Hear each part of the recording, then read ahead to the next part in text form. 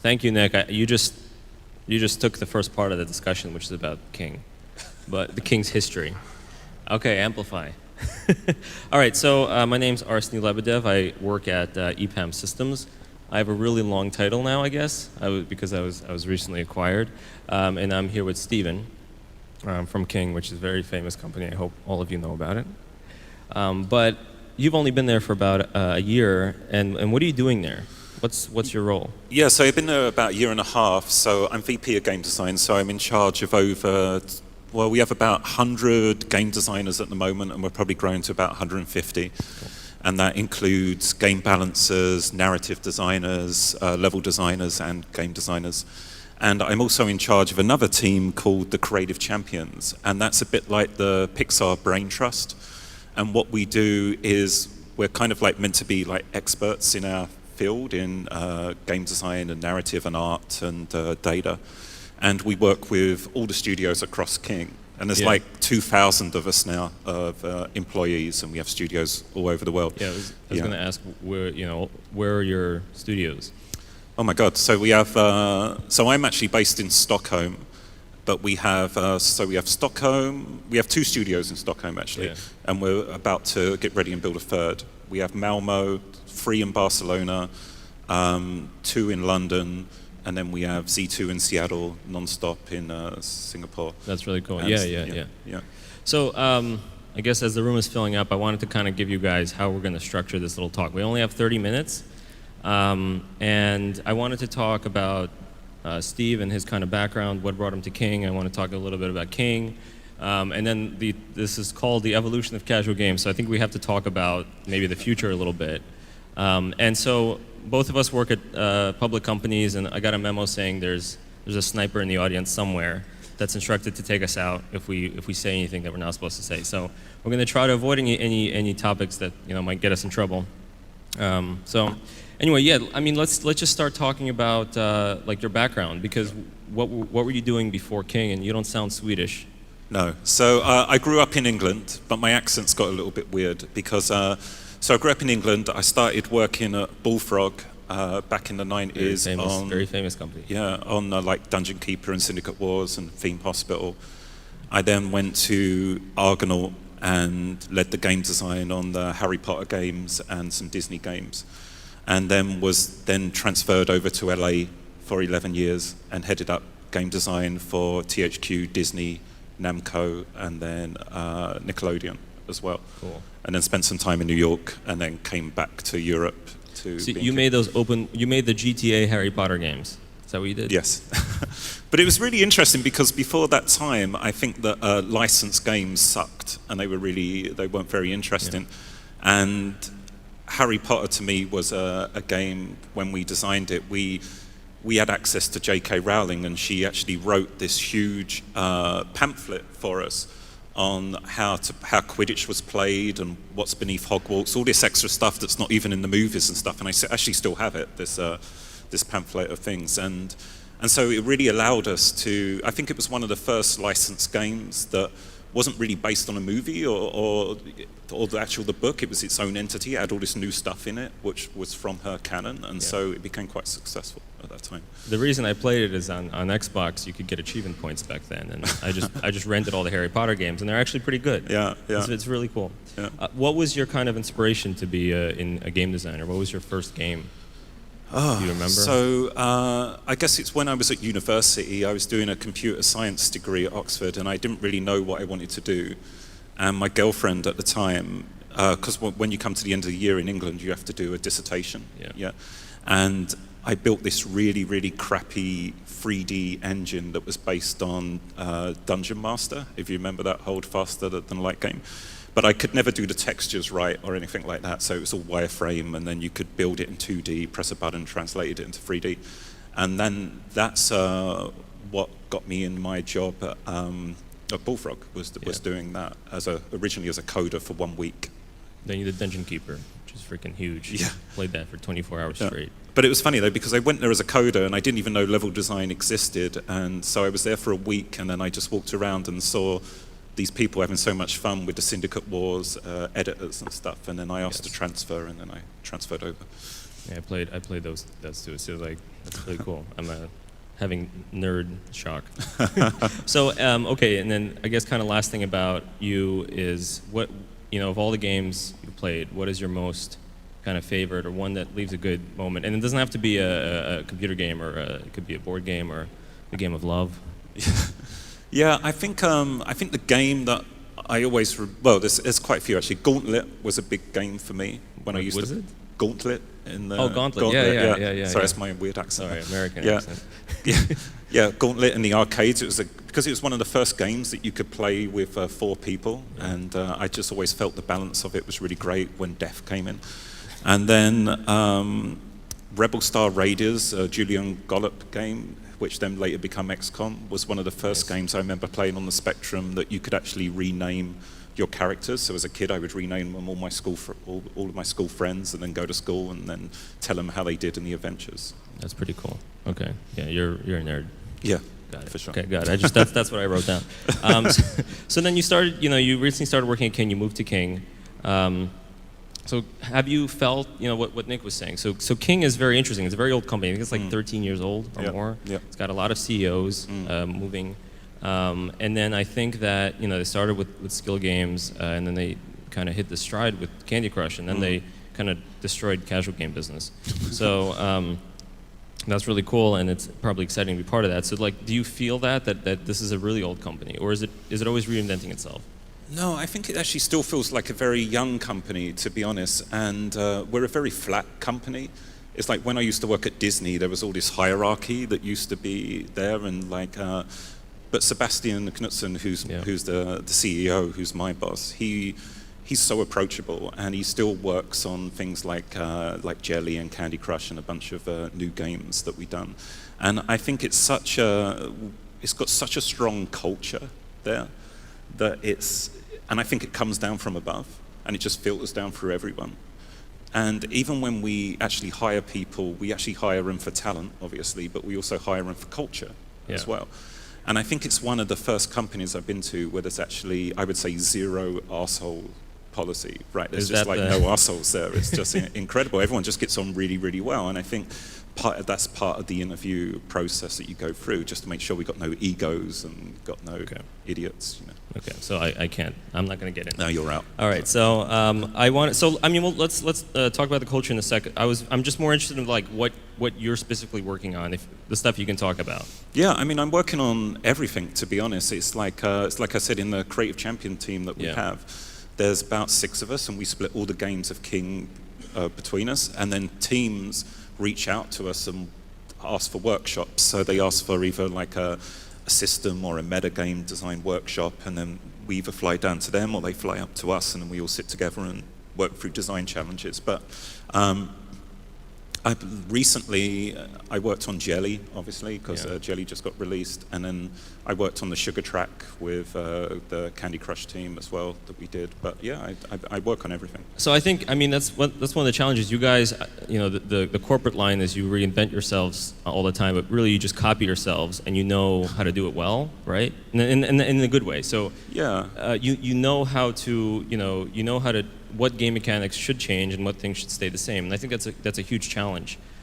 Because your stockholders are looking for growth. Yeah, but it is interesting though, because I've been in companies before where they think there's an actual model to making a game, right? And they say if we do this and this and this, it's going to be a hit. But it's not true, because no matter how much data that we can look at and how much we've been successful before in certain games, it's always different when you release a new game. So how do you make that choice of, okay, look, we have this, we kind of have this kind of saga thing. Yeah. How do you make a choice internally about what is going to be the next step? I don't know if you can say it, but how did Jelly come about, or how did Soda come about, where you're like, okay, we're going to stick with this mechanic? Yeah. How does that work? Well, building franchise is obviously incredibly important, and that's obviously one of the things that we want to do. And I think when we released Soda, we actually at one point thought that a lot of people would come from Candy Crush and abandon Candy Crush and come into Soda. But it didn't happen, actually. It's like they started playing Soda, and it actually lifted Candy Crush back up again. So we realized that it could be a franchise, Candy, and that's why we are releasing games like Jelly and stuff, because there's so much that you can do.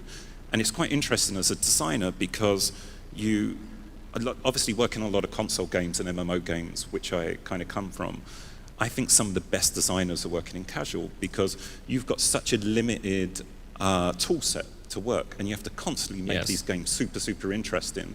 And I think at King, with the designers that we have on the Candy games are exceptional. I mean, the amount of ideas that they come up with to keep that game fresh is unbelievable.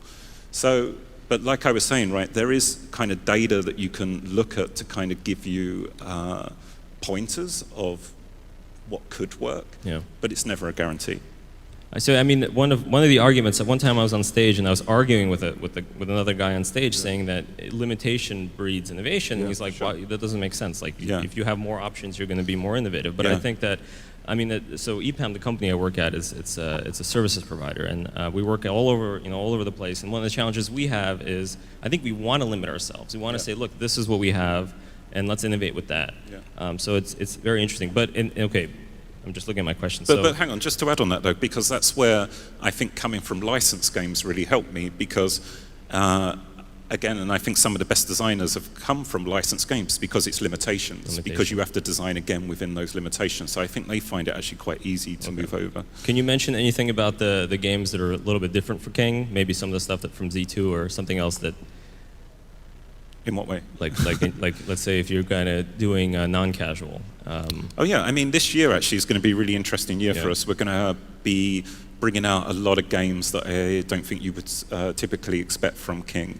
I mean we're really looking into like mid-core, obviously, and we have a bunch of those titles already coming out. And we're looking at games that obviously we don't have in our network as well, you know, but we know that our players are playing, so we're doing a lot of those too. Okay, so what's something that you guys maybe are doing differently than other companies, or maybe advantages that you have? I think that I mean, it sounds corny, but it's true. But we fail a lot, and we're not scared to try out a lot of things. And I think we're quite lucky in the way that we have the money to be able to try out a lot of different ideas and stuff. But we counsel so much. We're always innovating and always trying out new stuff. And I think that's the only way that you can innovate, is to constantly fail. And we have this saying at King that when you actually get a game greenlit, you drink beer, but when you fail, you drink champagne, and it's actually true. I wanted to ask about that. So I had a studio, and we had a lot of projects that just never went anywhere. Yeah. And it's very difficult to kind of tell people, hey, you worked on this for 6 months, but it's not working. How do you kind of treat failure? Well, it's like, I think because we fail so much, I think it's quite common. It's not that uncommon to fail, right? So one of the things that I do really like about King and the failure thing is that we had one team, for example, in Berlin, and they worked on about 6 different prototypes, and we failed all 6 of them. So they did it for 3 months, fail, 3 months, fail, 3 months, fail. Wow. And I think in any other company, they would have thought, oh, this team isn't working, so we need to split them up, or they're not good. But we could see each time that they were getting closer and closer to something, and we didn't really know what it was, but they were getting better and better. And then eventually they got a game greenlit, I think about 4 or 5 months ago, and it's looking awesome. Nice. Yeah. So what's one big failure you can share with us that you've learned from? Oh, there's so much, but I guess one thing that is characters, right? So I run the narrative team at King as well, and we did a game recently. It hasn't come out because we've changed the direction of the art direction at the moment, but we wanted to make these cute characters because King has like cute, quirky characters, but they created characters that were cute, but kid cute animals. And I think if you look at any of our games, whether it's like Farm or like Candy or whatever, right? Or even Alphabetti, they're cute characters, but they're adult versions of those characters. Yeah. So I think we learned that there's a big distinction between being cute and kid-like, because when we tested the game, like people came back saying, oh, it's a kid's game, oh, it's not very interesting and stuff, so we had to do a big, complete art overhaul on it. Good. I agree with that idea that, adults don't want to play kids' games. Yeah, sometimes. exactly. I don't know. Yeah. Very cool. Okay, and then I have another question can you tell us one cool trivia or secret about something that you've worked on? And actually, my notes say within PR boundaries. Oh, yeah. So I would say there's a trick to the Candy Crush games, and to play. And I'm actually really bad at playing the games, and whenever the designers want me to see something, they all gather around and laugh at me when I play the game because I'm so bad at it. But the trick that they always tell me is that always match as much as you can at the bottom of the screen, because it's the cascading that will then do all the work for you. So that's cool. That's a good tip. That's pretty cool. Where do you think that casual games are going? And we're not talking about the future. I was just what's your experience with? Well, I think for us, it's. I think we've become incredibly good, and we've made probably the majority of our money on challenge, which some people might say frustration, like through monetization. But we feel that there's lots of different ways to kind of like monetize. Right. And one is like investing into, for players wanting to invest in their games. So things like Paradise Bay, our game, right? You invest in a world there, and that's where you want to like kind of be. But to me, it's like a game that I'm a huge fan of is Hearthstone, right? And so I was super psyched about being able to work with those guys now because of the Activision Blizzard deal. But I think one of the things that they have is multiple ways to play their game. It's like a lot of things with our original games like Candy, you go in there and there's one way to play it, you beat a level, you go and beat another level. But when we interviewed a lot of people, we were seeing that they were inventing their own kind of competitions. They were like, oh, okay, I've got to beat like Arseny because he's here, oh no. And so they were inventing their own ways to play. So I think live events is a big thing for us because, again, it gives you multiple ways to play games. Yeah, very cool. So you mentioned the money word, monetization. How can you describe that balance between game design and the monetization design? Because in my view, maybe I'm just a little kid, but that the game designer and the money person. Actually, look, I'm wearing a jacket, and I guess I'm the money person. So how does that? Well, when we design games, we initially do not think about monetization at all because it's all about retention to us, right? Okay. And we know that if we retain, eventually we monetize. Seb, one of our CEO, he's adamant about that we shouldn't be designing first for monetization. But I think, like I said, is like one thing that we're really, really interested in is different envelopes and different meta layers. Interesting. Okay. And that's where we're kind of really pushing game design at King at the moment, is figuring out like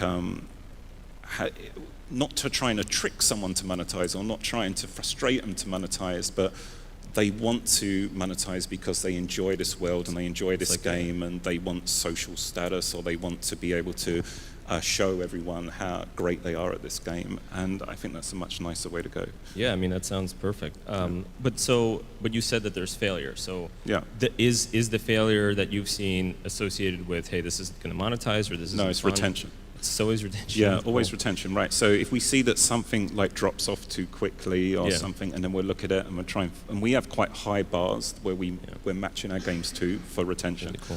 But we know there's no point of if the game has super low retention, it's just not gonna do well in the long run. But you guys have like stockholders that want to see those money numbers, the bookings numbers up. How do you guys deal with that? Because we know that monetization will come from retention. We know that if we have a lot of people playing the game, that a percentage of that will monetize. But we try not to design games that are just around monetization. Right. Is there one thing that maybe you think you guys are doing differently or better, specifically with that mix? I remember once when I was at Disney, we had this big event where we brought in lots of creative people. We had the writers from Lost there, and they were talking about Lost and Once Upon a Time and Star Wars. Did you work on that shitty game? No. Okay. No. And they were talking about that there are archetypes that TV shows have that all have the same characters in. And you can't tell if something's going to be a hit, but you can hedge your bets on the archetypes that they follow, right? So like Lost, Star Wars, Once Upon a Time, Harry Potter, they all have the same characters in the same archetypes, right? And that's because when you're a viewer, you feel instantly comfortable with those archetypes, and then you can play around with them a bit. And I think it's the same with us at King. We know there are certain ingredients that work, that our game should have, like randomness increases, the balance between randomness and strategy is a very important one for us. but it's no guarantee that the game's going to actually work, and that's where we use data to kind of constantly look at retention and balance it to see. One of the things we do is gamification, which is not specifically games. It's like taking on, and that mix is really important. So I'm glad that someone agrees with me. I don't think our execs do, but I do. Kind of the last piece on this is I think one of the challenges King has is you don't really have specific characters for IP, maybe, right? So how do you deal with that, having to make a lot of games? Do you think that you focus on the style, or Yeah, I mean, it's like I said, all our games appeal to, even though they're cute and colorful, they appeal to adults, so that's a big balance that we have to get right. But you're right, I think even in Candy, it's the candies are kind of more iconic than the actual characters in the game. But that's a big thing that we're pushing for this year, is we're going to start focusing more on character and more on world. Yeah, I mean, it's a big challenge. We have about 10 minutes, so I wanted to talk more about, just touch a bit about King's culture. Yeah. So through James, I got a nice kitchen tour at the King office in London. Mm-hmm. I ate a lot, thank you. But one of the things that I saw was that you guys have certain values that are very, they're always there in your face, and it's always reminding you. Yeah. And then you mentioned that diversity is kind of something that you guys are pushing. Yeah, diversity is a huge thing for us at the moment. I mean, I'll come to that in a minute, but to do with our values, it's like being humble and open is one of our top values. And we like the fact that everyone can say whatever they want to anyone.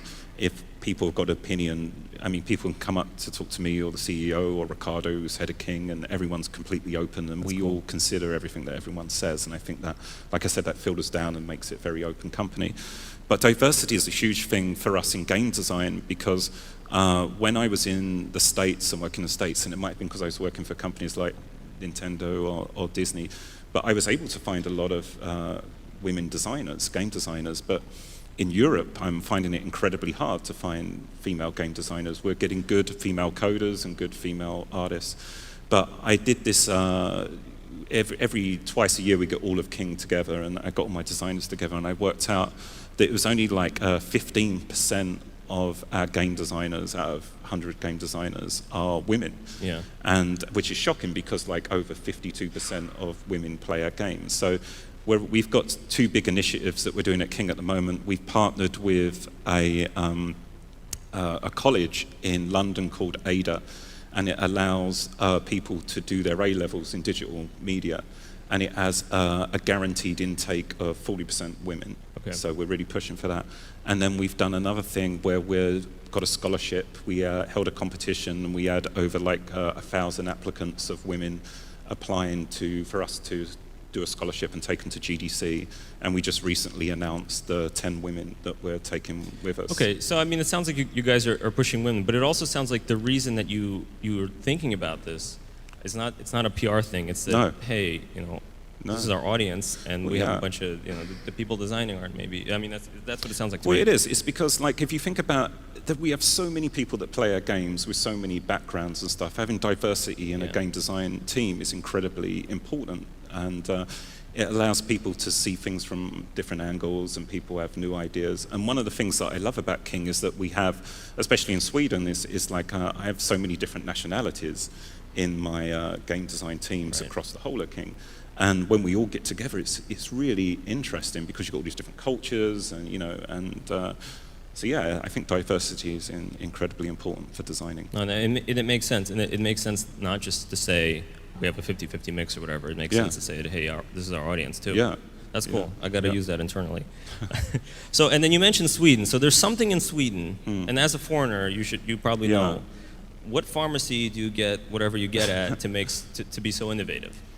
What is it about Sweden where there's so many indie games, and then you got DICE there, and King's big office is there. I think work-life balance is huge in Sweden.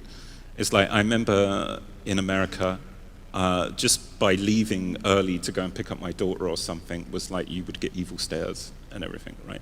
And in Sweden, I think work-life balance is amazing, and I think that's kind of supported throughout all the companies there, and I think that allows you to be more relaxed.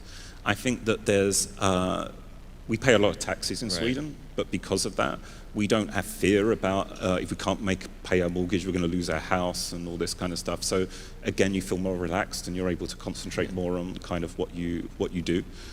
And I think the things like Stugan, for example, which is what Jana and Tommy have been running, was incredible. You know, it was just like bring in so many developers to come out into the Swedish countryside and put them up for like 2-3 months. Yeah, so to do games. Yeah. I'm a sponsor in this. Oh, you are? Yeah. So this is it's kind of a, I would say, incubator in quotes, but it brings teams to Sweden to work on stuff. And you came in there. Yeah. You talked about stuff, right? So it's kind of, and you guys, if you're indie developers, you should find him after or me.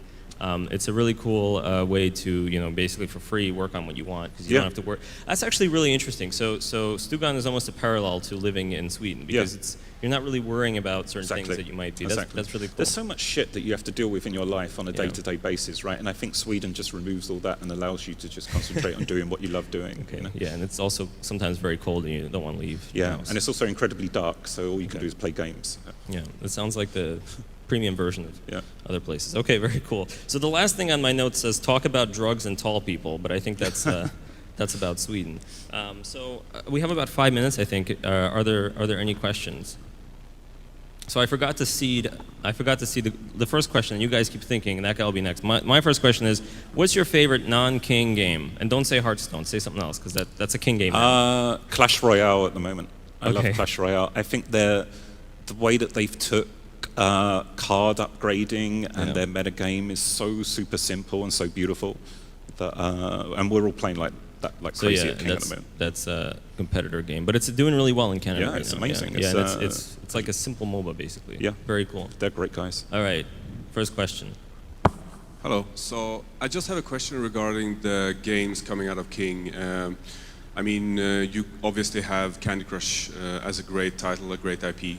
What would you say to people who say that you're not able to deliver the next big hit? Like you're doing Candy, Jelly, Candy this, Candy that. Yeah. Where's the next big hit? That would be my question to you. Well, we know that people love to play Candy, so we're going to always do Candy games. But we have so many other franchises like like Farm and Bubble Witch that are again doing incredibly well. And I always think it's funny that a lot of people do concentrate on Candy, but like our other franchises added up do just as well as Candy. And I think even if we lost Candy, we'd still be a very obviously profitable company. So I think to us, it's really listening to what our users like to play. And like I said, it's like being able to allow people, if you love Bubble Witch, right, you might want to know who Stella is and, what more of her world is. And so we're concentrating on that as well at the moment, opening it up into a big world that you can really get lost into. So, but it's hard to say which one is going to be like the next like mega hit, but we're just like going to keep failing, just keep trying and just try out some new things. And we have a lot of new potential games that, like I said, you probably wouldn't even expect us to do coming out this year. So you should keep a lookout for that. Very cool. Anyone else? I think we're actually at time now. Oh, so let's a big round of applause for sort of these guys. I'm sure they'll stay around and ask you questions afterwards.